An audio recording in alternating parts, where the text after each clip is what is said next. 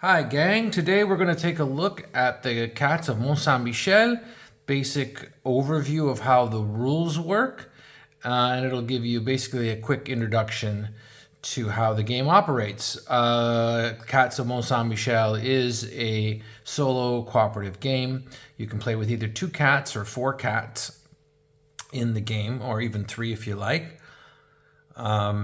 And the game is a narrative campaign, kind of choose your own adventure style game. So as you complete scenarios, you'll have some choices as to where you go next. Some are linear and some give you a couple of choices as to how to proceed with the story. And those choices will kind of change how the next scenario will work. Each scenario affects the next one. Now your characters, being the cats, take a look at some miniatures here, like Nira. They will go up in level and they'll get skills as they go along. But let's talk about the basic game to start. So here we are. We've opened the scenario book to one of the scenarios. On the right side, you'll have your map, and on the left side, you will have the instructions for that scenario. There are standard setup rules for the instructions when you're doing your for the instructions on the scenario, but any changes to the standard rules will be found here on the left side. So let's set up the first scenario. This is actually scenario number 2, Prêt au combat, and it will give you an idea how fast it is to set up. So first thing we do is we take a look. Well, let's just take a look at what information we have. First, you have the rat army pool. Those are the foes that you are going to meet in this scenario. In this case, a Norwegian brown in orange, showing that it's not placed immediately. An arbitrier, one detestable, and 7 roaches. So here we have them here. Your roaches, your detestable, your arbastier. Here's your Norwegian brown. Now this character here is in orange, which means he gets placed later in the game. We'll just place them over here for now. So this being your rat pool, you will flip them all over to their question mark side. So you do not know exactly what you're getting. Kind of mix them up. So when you place them, you won't know exactly what is where. Other aspects to the game are going to be your, if there's any special rules for setup, you find it here. There's your objectives, any special rules, and then we have places where you might need to read an entry, which will be found in the rule book. And you have flavor, story, progression with an introduction and an exit. And sometimes you have a choice of where you go next. So let's start the setup. To start setup, we will first put the army pool, we'll delve into the army pool and place one of each marker on an R, R standing for rat. Again, we place them so you can't see what they are. These will only be revealed when the cat has a line of sight to them. Okay, so we've placed them. The next things we're going to do is place 2 objective markers on the O. Normally you place 1, but because here it has the special placing 2, that's what we're going to do. And then you always place, unless specified, 2 loot markers on each of the loots. In this case, there's 2 spaces with loot, and there we go. And then you will place 2 of your cats onto, if you're using 2 cats, 2 or 4, you'll place them on or adjacent to the sea, and adjacent in any way. In this case, I'm choosing Nira and Leon. And in this case, I actually have those miniatures, so I am going to place the miniatures instead.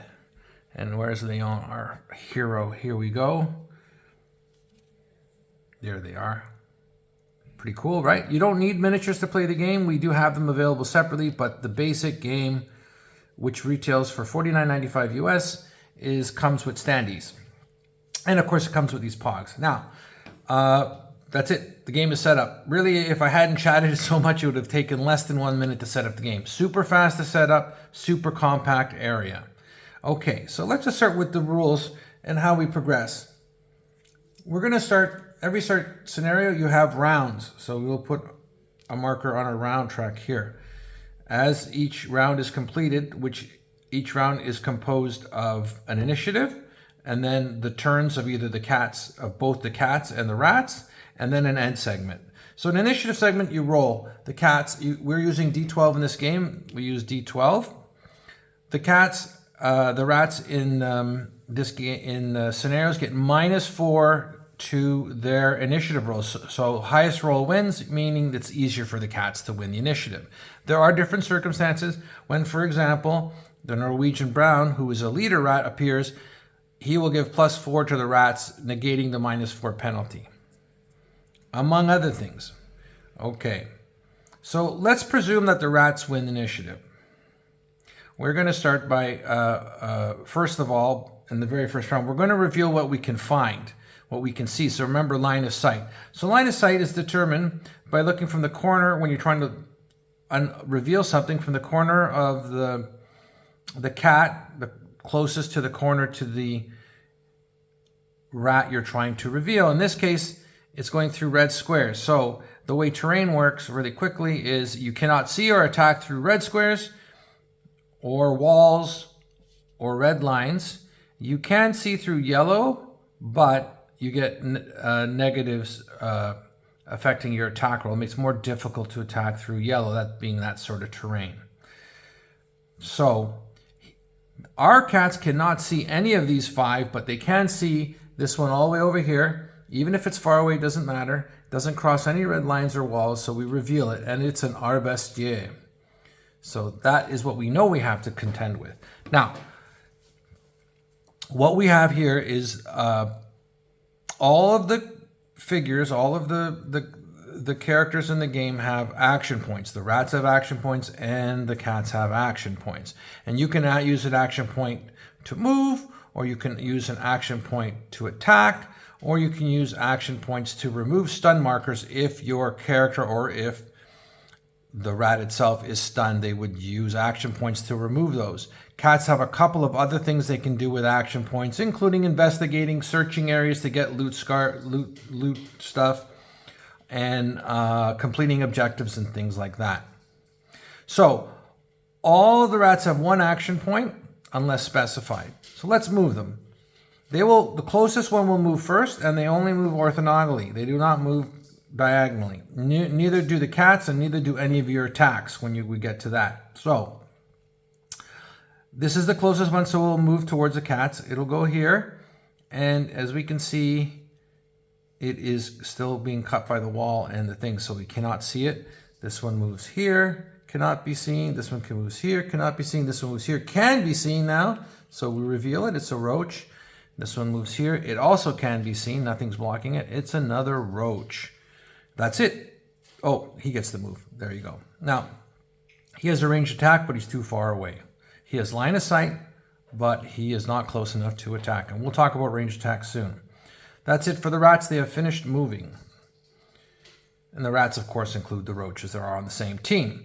Now, let's just look at what options that the cats have. Well, the cats, when you're playing with 2 cats, have 3 action points. If you were playing with 4 cats, you would each have 2 action points. So, playing with these 2 and 3 action points, let's go over again what they can do with action points. They can move, they can attack, they can, if they're beside a loot area, they can scavenge a loot or search for a loot. They can do things like, in this case, picking up clay, which would be an objective counter, for example, which they then later have to place over here and spend another action point. It is all shown in all those type of things regarding the scenario will be shown in the scenario rules. So let's move. The cats can move in 3 different ways. They can prowl, they can stride, or they can pounce. Now, if they prowl, they move just 1 square. Normally, you may not need to prowl or want to prowl, but you are forced to prowl, only move 1 square. That is, if you activate your cat beside a rat. Not beside a roach, because roaches don't really block you that much. But if you start beside a rat, then you can only choose prowl as your move, as they're kind of restricting how you're moving. So that costs 1 action points to prowl. You may stride. So striding means you can move to any adjacent large square and any little one in it. So I could stride to here. Nira can stride to any one of these 4 here, like anywhere in this square. Or, for example, she can move anywhere in this square. That's her striding 1 square. She can use an action point to stride and then use another action point to stride. There's no limitation of what you can do. She has 3 action points. She can use them however she wants. She can even attack 3 times with 3 action points if she is in a position to do so. Let's say for this case that Nira decides to pounce, though, which is the third option. When you pounce, you can move 2 squares. She can move to here, 1, 2, and then anywhere within the large square. So she can move 2 large squares. She can also move here and then anywhere in these squares. When you finish your pounce move, you get a free attack. So that's the benefit of pouncing. You get to move a far distance and you get to immediately get a free attack. The detrimental thing is that you are vulnerable, and any rat that is rolling dice to attack you will get a +2 to inflict a stun or a wound. So that's important to note. So there's good things and bad things about pouncing. Of course, you're going to want to do that sometimes regardless. So let's see what's going on here. Let's see what she's going to pounce. She'll cost 2 action points to pounce. So she'll move all the way over here. And then she'll get her attack. And in this case, we'll take a look at her character sheet. So her character sheet, she doesn't have any weapons, shows that she has a natural attack of, she can either stun or wound who she's attacking. On a 5 to 8, she inflicts a stun, and on a 9+, she inflicts a wound. So on a 5, 6, 7, or 8 roll on a d12, she stuns the rat, and on a 9+, she would wound the rat. So let's say that she'd rolled a 5 to 8. As it turns out, roaches are removed from the board with a stun. So in this case, if she rolled a 5 to 8 or a wound, she would remove the roach. It would be eliminated and go into a discard pile. You can do that any way you want. I'm just setting them off here. Once your pool is depleted, you will use everything in your discard pile to replenish it, and you flip them back over so you don't know what they are. But for now, we still have 3. Okay, that's an example of how she moved and how she attacked. She still has 1 action point. She can now stride if she wants. She could perhaps, let's say, go back towards where the objective is. And that's the end of her turn. Let's see what, oh yes, and I forgot to mention, now that she's come out this far, she reveals what this is, and it is a roach. Okay, so that's basically how you move, and that's how you attack when you attack hand to hand. Now, let's take a look at Leon, and let's say he is going to stride.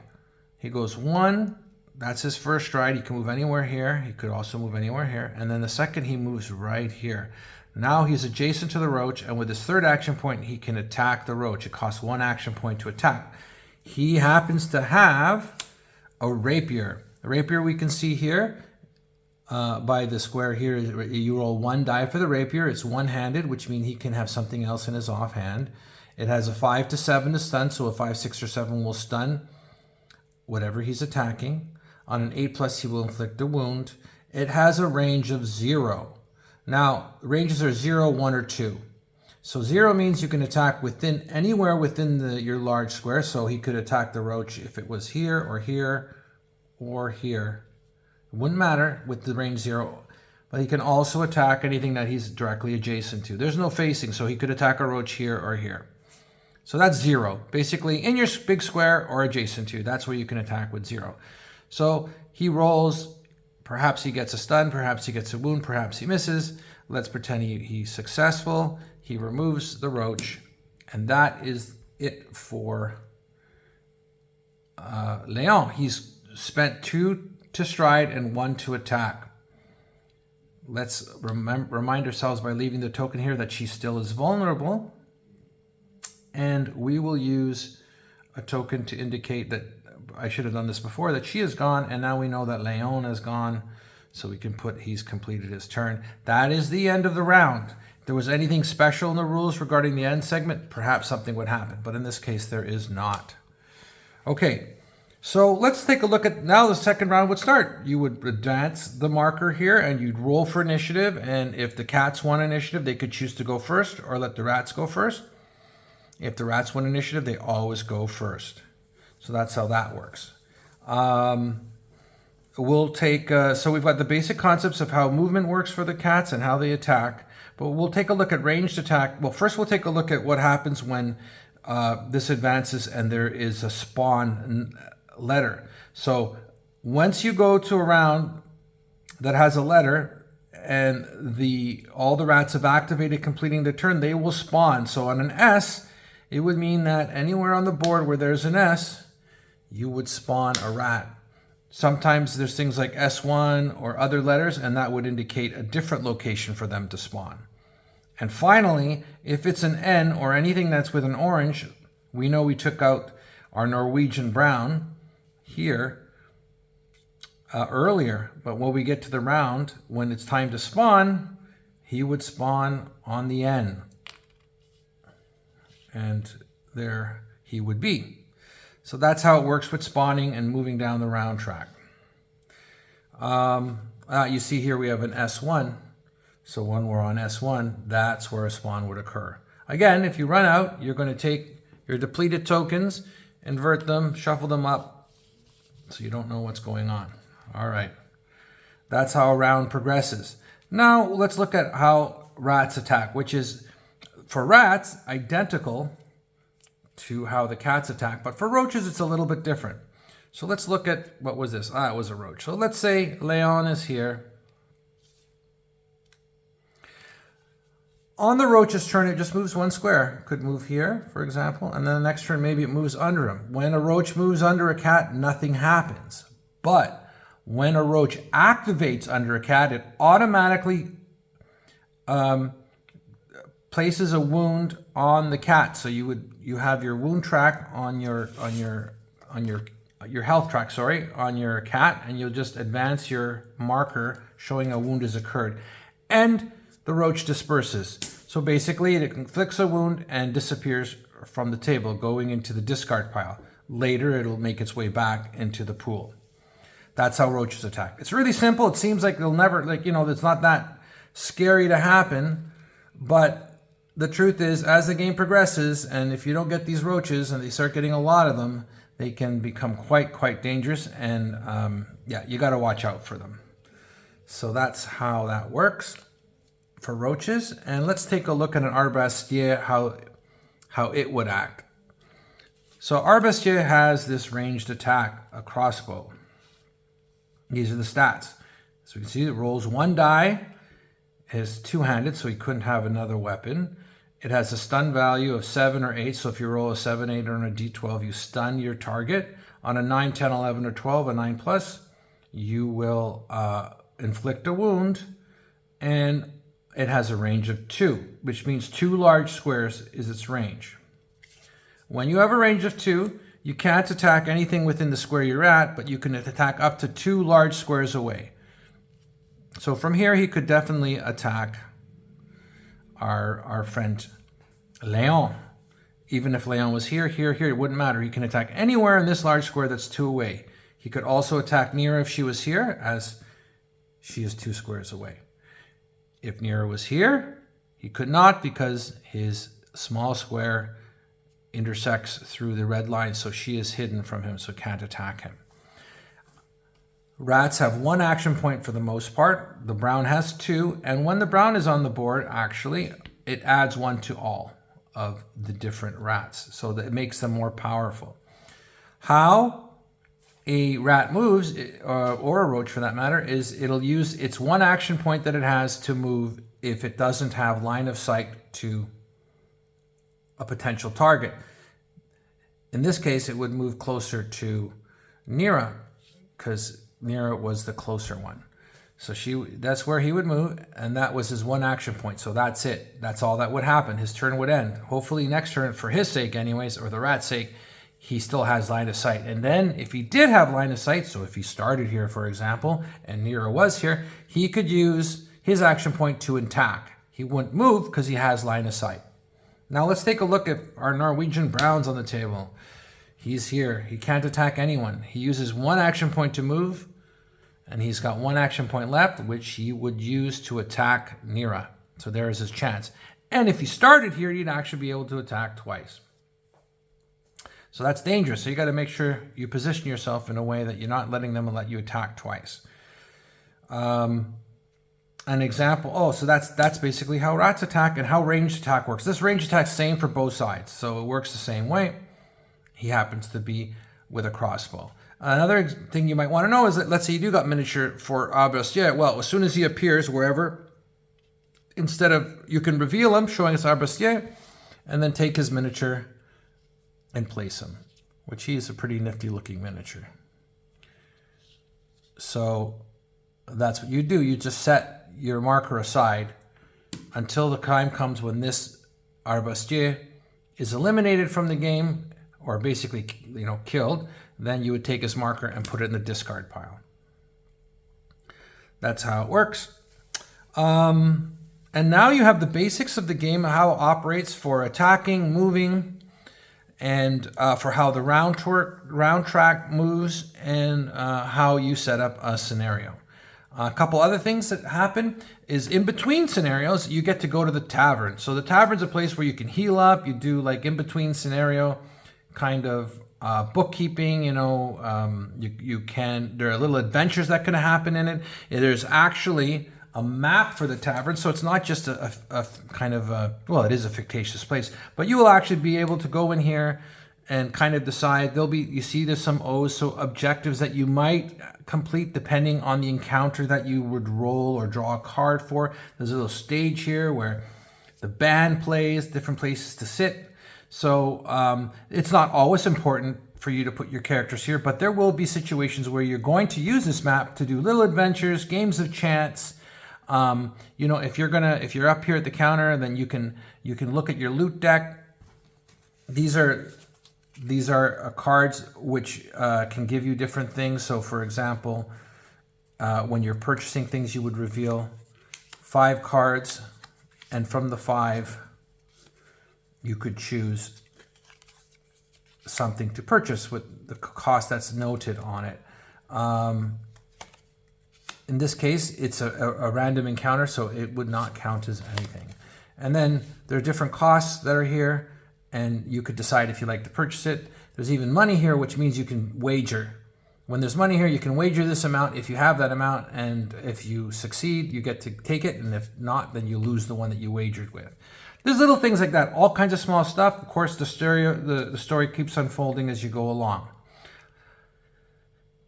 Well, I want to thank you all for taking a look. If you have any questions, please post them below. Please subscribe to our channel, Raybox Games channel on YouTube, and hit that like button. And again, if you have any questions, please do ask below, and I look forward to answering them for you. Thank you very much, and have a great day.